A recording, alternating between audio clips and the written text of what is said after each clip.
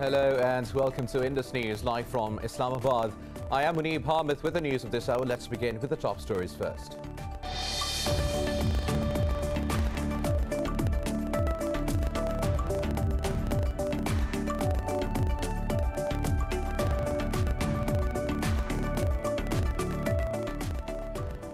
The global number of coronavirus infections has topped 127 million with over 2.78 million deaths. In Mexico, authorities say the country's COVID-19 death toll is much higher than previously reported, putting its tally at 321,000. Meanwhile, Pakistan has registered over 4,500 cases and 41 fatalities overnight, taking the death toll to over 14,200.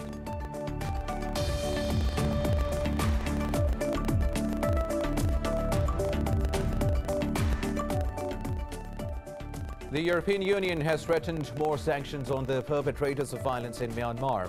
In a statement, EU Foreign Policy Chief Joseph Borrell said the killing of protesters is unacceptable. US President Joe Biden has also condemned the situation, calling it terrible and absolutely outrageous. In Myanmar, security forces have killed another anti-coup protester and wounded a toddler in fresh violence.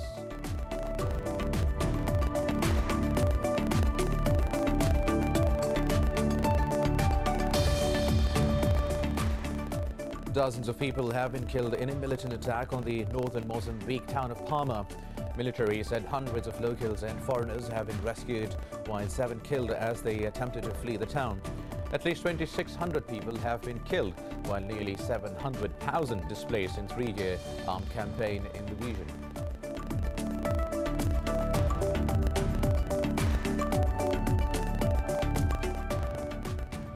The stranded container ship blocking the Suez Canal since Tuesday has finally been freed and refloated. Inch Cape Shipping, a maritime services provider, says the vessel named the Ever Given is now being secured. However, it isn't yet clear how soon the Suez Canal will be open for traffic.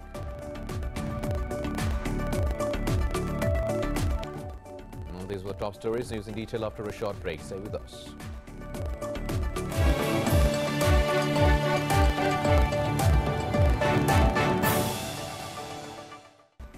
Welcome back. Now let's have the news in detail.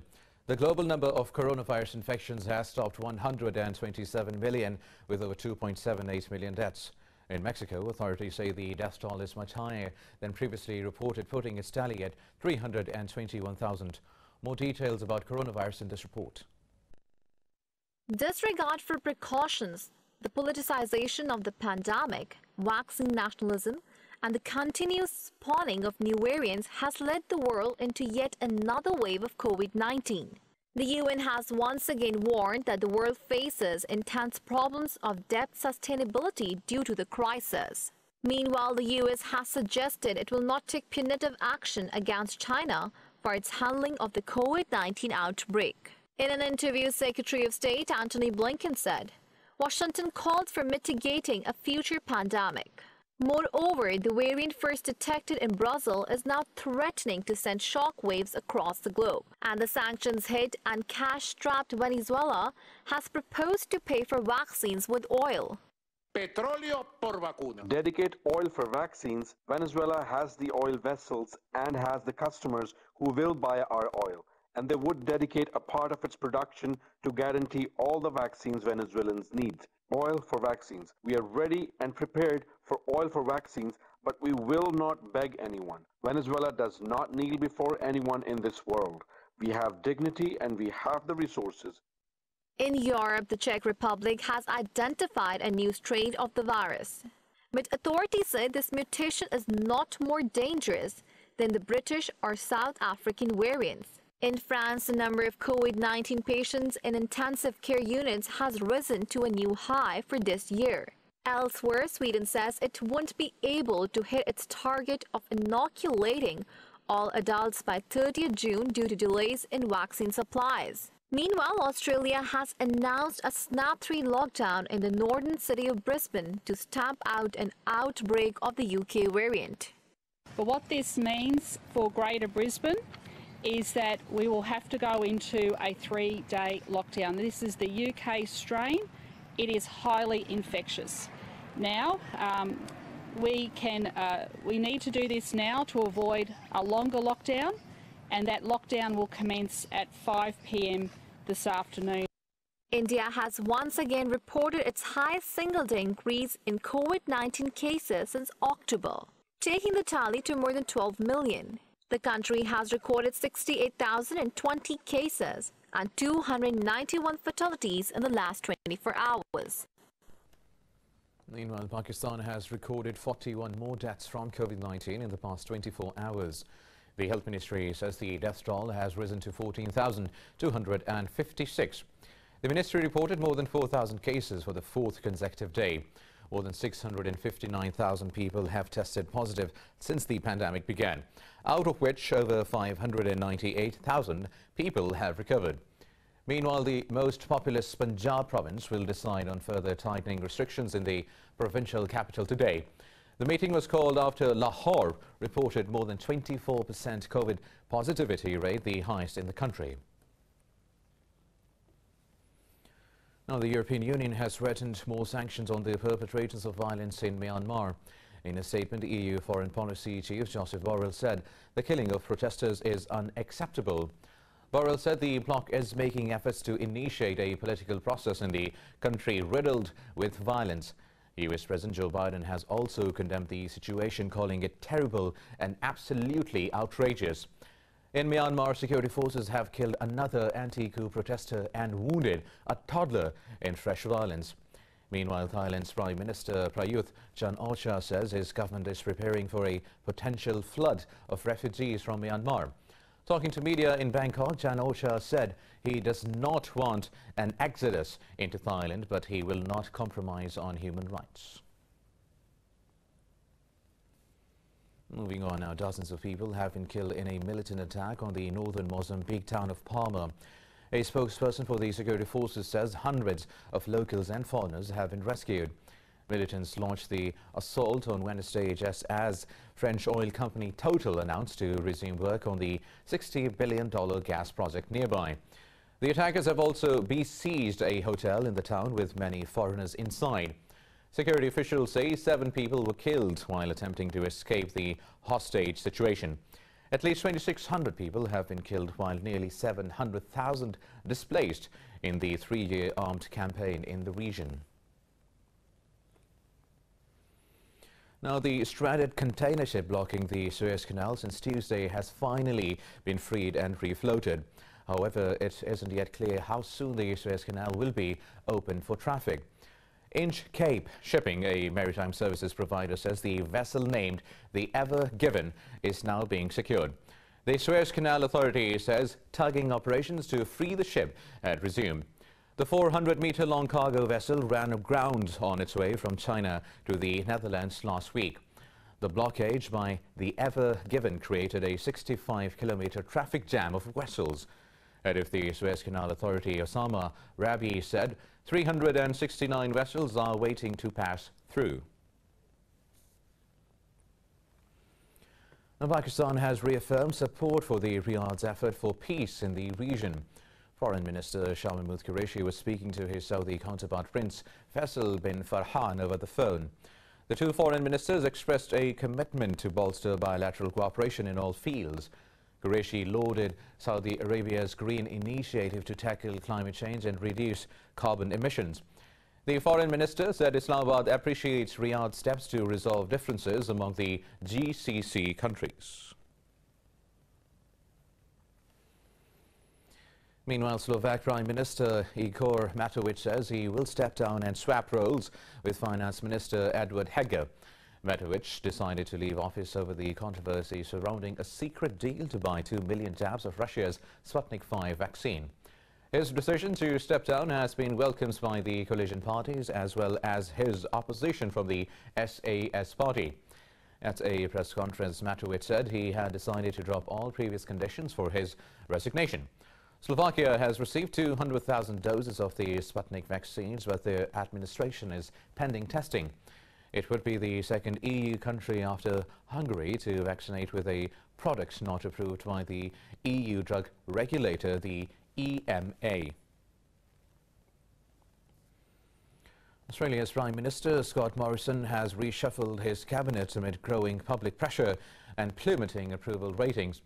Two Australian ministers have been demoted following two rape scandals that shook national politics. Morrison replaced Minister of Defence Linda Reynolds with Peter Dutton, previously Minister of Home Affairs. Michaelia Cash has replaced Christian Porter as Attorney General and Minister for Industrial Relations.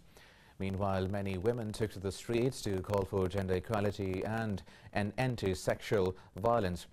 Recent polls show the allegations also significantly dented Morrison's approval ratings. Now, at least 480 migrants have been intercepted off Libya by the Coast Guard in the past 48 hours.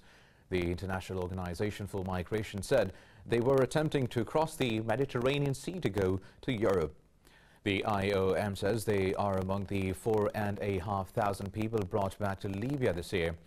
Photos posted on Twitter show workers giving medical aid blankets to migrants after they arrived on shore. The agency also voiced its objection over the treatment of migrants inside the war-torn country, saying Libya is not a safe port.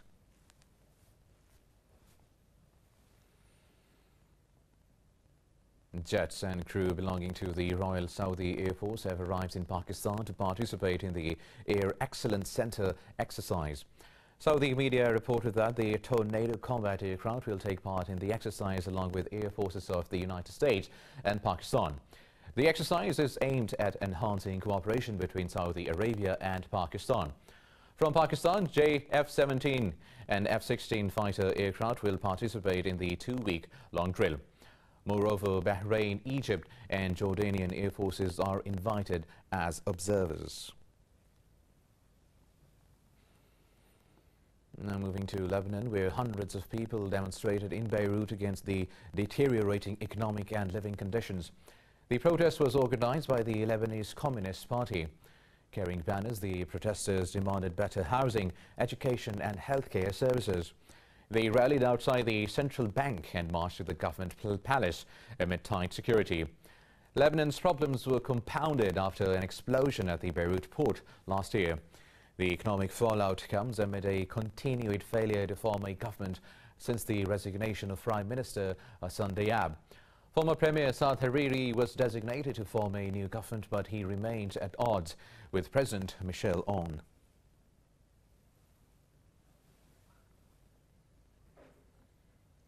Now, a massive fire has broken out at one of Indonesia's largest oil refineries.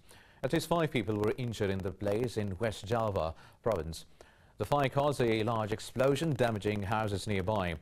Authorities say the fire forced nearly 1,000 residents living nearby to evacuate. State oil company Pertamina says the firefighters are at the scene while the cause of the blaze is still unknown.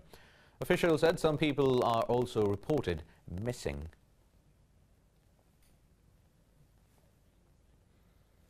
More news coming up after a short break. Stay tuned.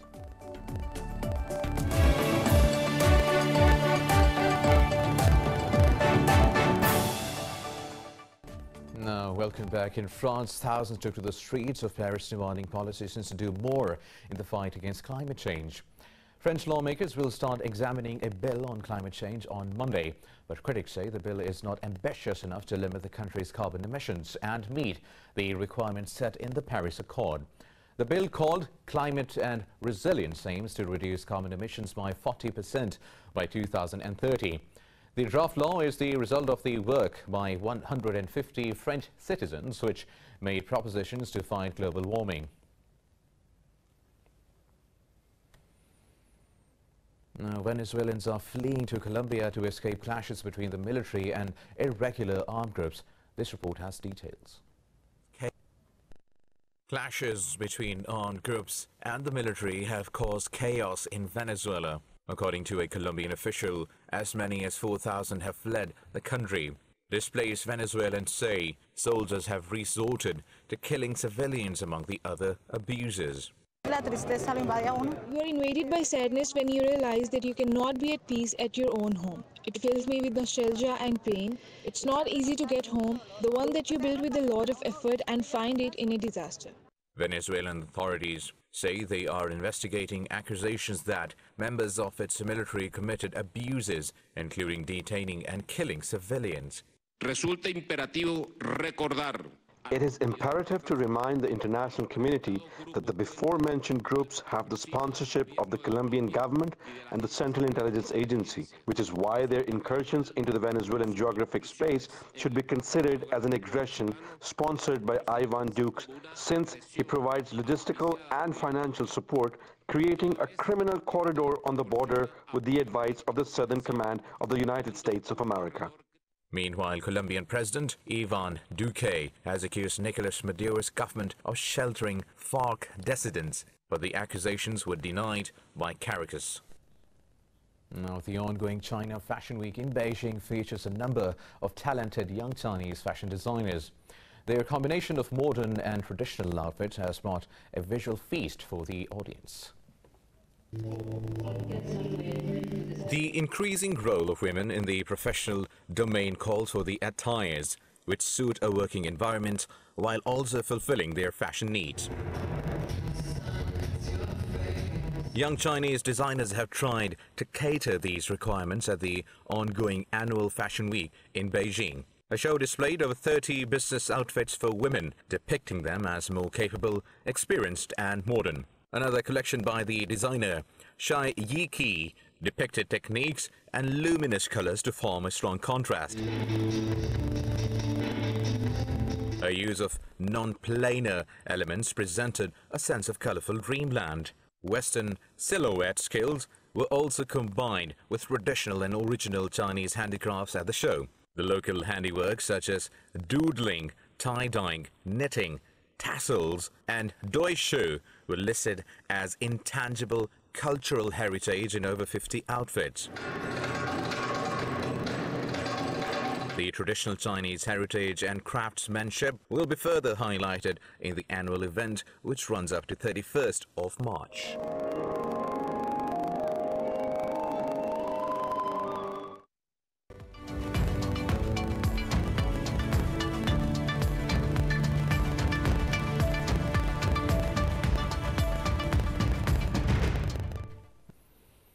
Now, shares in Asia Pacific are trading mixed as investors tread carefully amid fears of fresh restrictions stifling economic activity. The Nikkei 225 and the Topix Index in Japan have gained close to 1%. Mainland Chinese shares have added nearly 0.5%, while the ASX 200 in Australia traded flat. Seoul's Kospi and the Hang Seng Index in Hong Kong have shed marginally.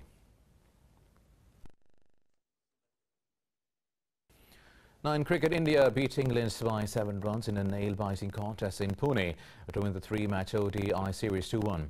Sam Curran's unbeaten 95 went in vain as England were unable to chase down a 330-run target. He was declared man of the match for taking the match right down to the wire with his batting heroics. Chasing a big target, England stumbled from the beginning and were 200 for 7 when Curran came to the rescue. For India, Shardul Thakur was the pick of the bowlers for his 4 wickets, while Bhuvneshwar Kumar chipped in with 3 scops. Johnny Bairstow backed the man of the series award as he scored 219 runs in 3 innings. Now, in football, World Cup qualifiers, England have maintained their winning start with a comfortable 2-0 victory over Albania in Tirana. Harry Kane opened the scoring in the 38th minute, which was doubled by Mason Mount in the second half. In other fixtures, Danny Olmo scored an injury time to help Spain beat a resilient Georgia by 2-1, while Denmark thrashed Moldova 8-0 in a one-sided contest. Earlier, French beat Kazakhstan 2-0 to secure their first win of the campaign. Didier Deschamps' side will next face Bosnia-Herzegovina on Wednesday.